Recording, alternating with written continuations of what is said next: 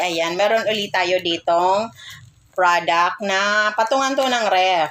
Para pag halimbawa, yung ref nyo ay gusto nyong linisin, hindi na magbuhat-buhat kasi ito ay may gulong. O, i-ano nyo lang, i-push and pull yung ref. O, diba? Very convenient. O, ito ang link nito, ang product na ito ay nasa aking showcase. Sila rin niya na bisitahin nyo na, pakifollow nyo na din and check out. Thank you.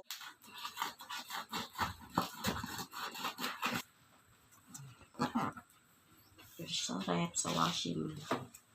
Ayan. Pwede siya sa ref, sa oven, gas range, ayan, sa mga washing. Ayan. Na ano sa ref, i-adjust yung sukat. Tapos may gulong siya, tapos ito, alam ko ano to. Ayun yung stop. Ito yung stop. Ayun nga, ito ayun no. Yan, si ate, yun lang. I-stopan mo. Yan. Ito. Pag ganyan. Yan. Yan. Hindi nang kagulong yun.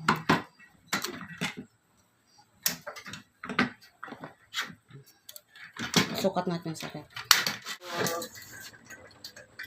Hindi maririnig sa naging sa ilalim. Walas dito.